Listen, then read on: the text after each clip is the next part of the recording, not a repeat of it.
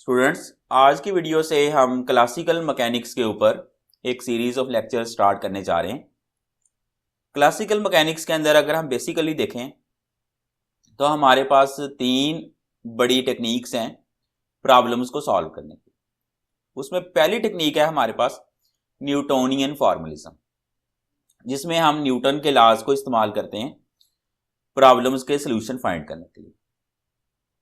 ये काम हम 9th से कर रहे होते हैं, बीएससी तक करते रहते हैं, और एमएससी के अंदर भी फर्स्ट चैप्टर जो है वो न्यूटोनियन फॉर्मलिज्म से रिलेटेड है और उसमें सारी रिवीजन है जो आप पहले काम कर चुके हैं। हम जो है वो इससे दूसरी टेक्निक से स्टार्ट करने वाले हैं लैग्रैंजियन फॉर्मलिज्म से। ये लैग्रैंजियन फॉर्मलिज्म जो आपके सामने इस वक्त लिखा हुआ है, ये न्यूटोनियन फॉर्मलिज्म के बाद दूसरी टेक्निक है किसी भी प्रॉब्लम को सॉल्व करने के लिए। इसके अंदर हम लैग्रैंजियन इक्वेशंस का इस्तेमाल करते हैं प्रॉब्लम्स को सॉल्व करने के लिए। ये जो प्लेलिस्ट है इसके अंदर हमने लैग्रैंजियन फॉर्मलिज्म को स्टडी करना है डिटेल में। इसके बाद जो तीसरा फॉर्मलिज्म है वो है हैमिल्टोनियन फॉर्मलिज्म। उसको हम नेक्स्ट प्लेलिस्ट में इंशाल्लाह स्टडी करेंगे। तो शुरू करते हैं। इस वीडियो में हमने लैग्रैंजियन फॉर्मलिज्म से रिलेटेड जो पहला टॉपिक है कंस्ट्रेंट्स का, उसे स्टडी करना है।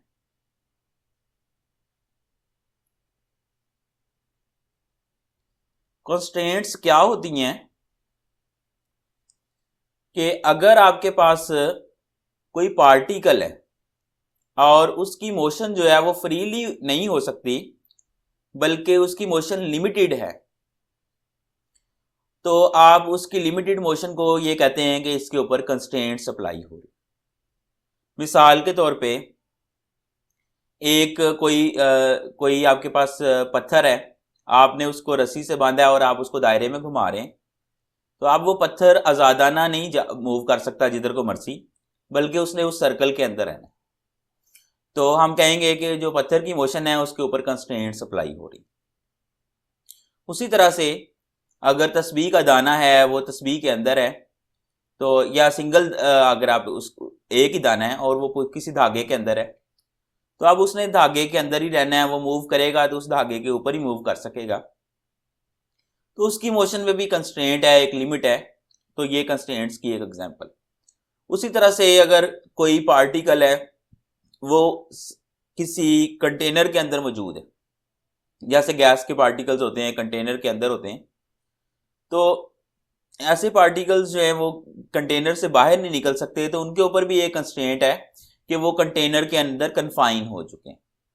तो ये सारी जो लिमिट्स होती किसी भी पार्टिकल की मोशन के ऊपर, जो लिमिटेशंस हम अप्लाई कर देंगे, उनको हम कंस्ट्रेंट्स का नाम देंगे।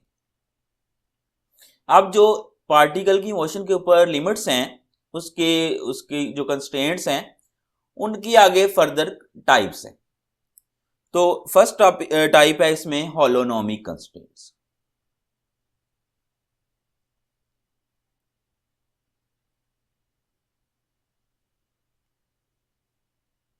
होलोनोमिक कंस्ट्रेंट्स से मुराद ऐसी कंस्ट्रेंट्स हैं जिनको हम इक्वेशन के जरिए रिप्रेजेंट कर सकते हैं।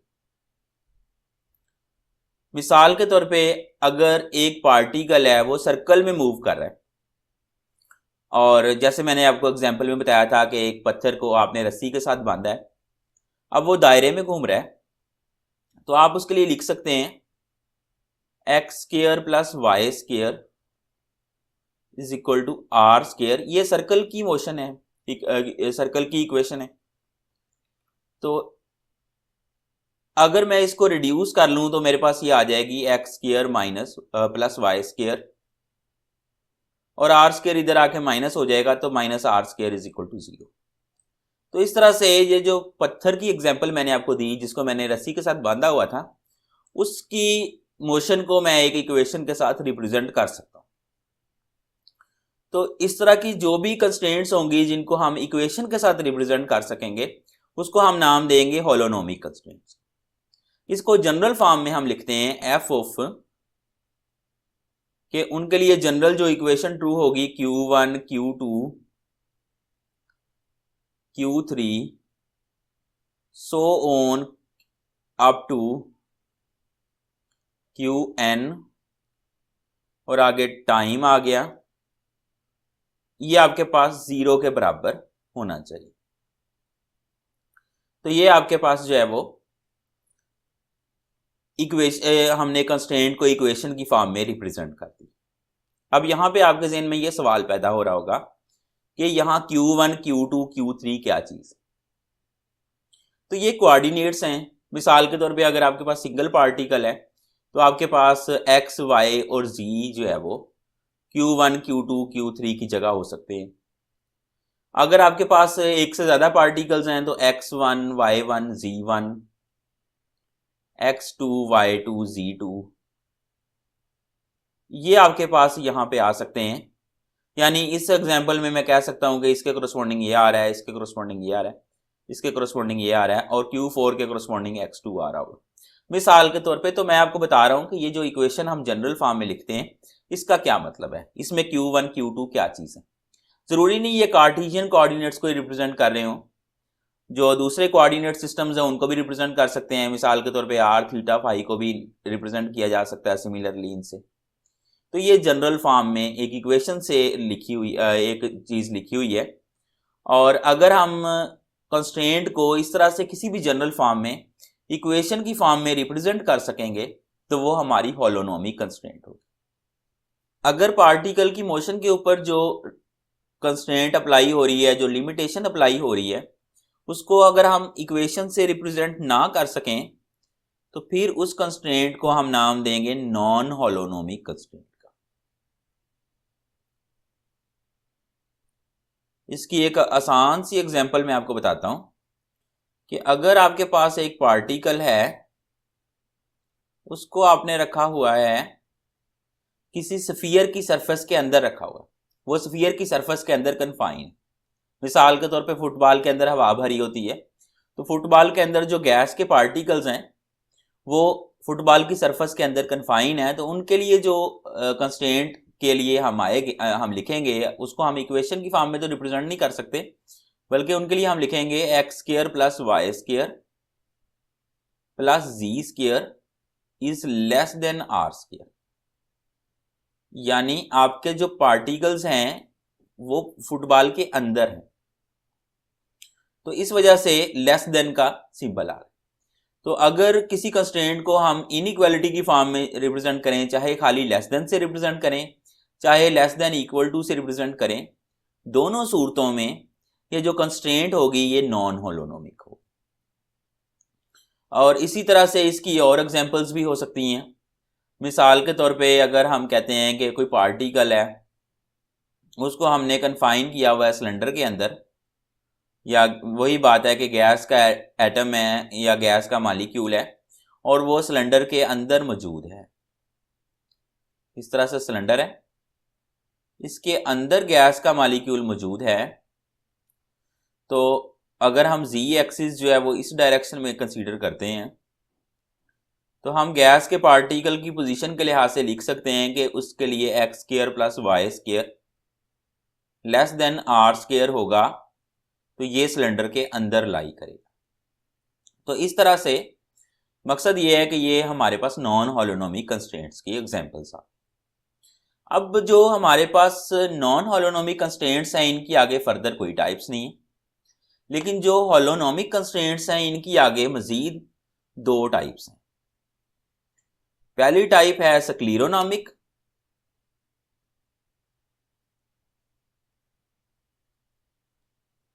और दूसरी टाइप है, कंस्ट्रेंट्स का वर्ड साथ आएगा,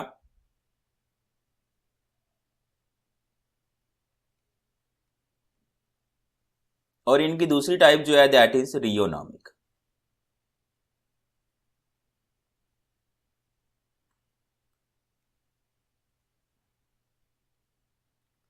दोनों में क्या बड़ा फर्क है? ये जो स्क्लेरोनोमिक कंस्ट्रेंट्स हैं ये टाइम के लिहाज से इंडिपेंडेंट होते हैं।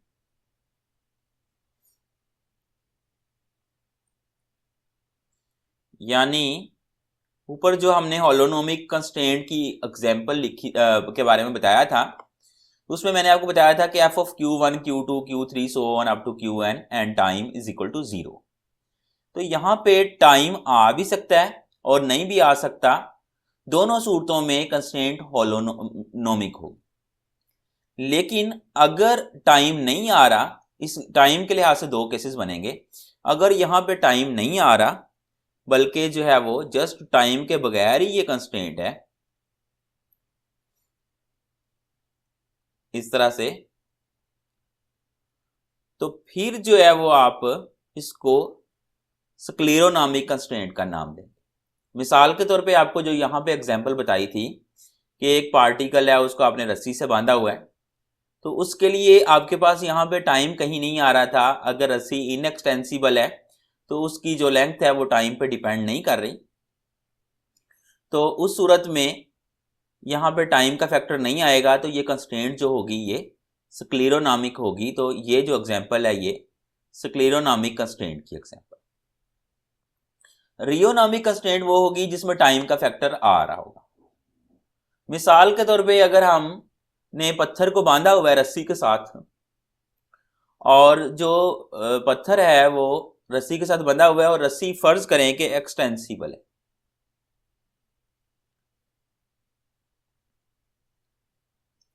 और पत्थर जब दायरे में घूम रहा है तो रस्सी लगातार एक्सपैंड भी हो रही है, कंप्रेस भी हो रही है। जिस तरह से समझ लें कि पत्थर जो है वो रस्सी के साथ दो मोशंस परफॉर्म कर रहा है।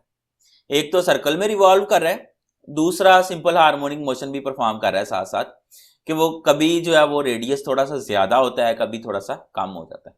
तो ऐसी सूरत में जब हम इसको इक्वेशन की फॉर्म में रिप्रेजेंट करेंगे तो हमारे पास आएगा X square plus Y square minus R square नहीं आएगा, आर अब फंक्शन होगा टाइम का और उसका स्क्वायर आ रहा होगा। मतलब यहां पे टाइम मल्टीप्लाई नहीं हो रहा अगरचे, लेकिन कहने का मकसद ये है कि ये टाइम का फंक्शन होगा, टाइम पे डिपेंड कर रहा होगा।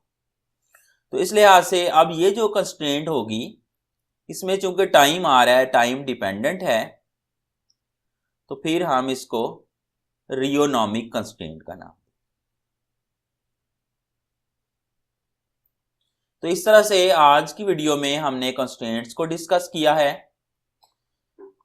कि कंस्ट्रेंट्स क्या होती हैं। किसी भी पार्टिकल की मोशन के ऊपर कोई लिमिटेशन अप्लाई हो रही होती है, उसको हम कंस्ट्रेंट का नाम देते हैं। इसकी जो है वो चार बेसिकली जो इसको हवाले से टाइप्स हमने पढ़ी हैं, उसमें जो बड़ी टाइप्स हैं वो दो हैं, होलोनोमिक और नॉन होलोनोमिक। होलोनोमिक कंस्ट्रेंट्स वो हैं जिसमें हम इक्वेशन की फॉर्म में कंस्ट्रेंट को रिप्रेजेंट कर सकते हैं। नॉन होलोनोमिक वो हैं जिनमें हम इक्वेशन की फॉर्म में रिप्रेजेंट नहीं कर सकते, बल्कि इनइक्वालिटी की फॉर्म में या फिर किसी फॉर्म में रिप्रेजेंट हो ही नहीं सकती। जस्ट वो कंस्ट्रेंट हैं लेकिन हम उनको रिप्रेजेंट नहीं कर सकते किसी तरीके से, तो वो नॉन होलोनोमिक में। उसके बाद जो होलोनोमिक कंस्ट्रेंट्स हैं उनके अंदर आगे फर्दर दो टाइप्स हैं।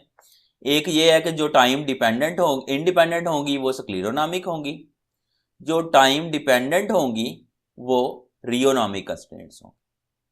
तो इस तरह से हमने कंस्ट्रेंट्स के बारे में डिटेल में पढ़ लिया है।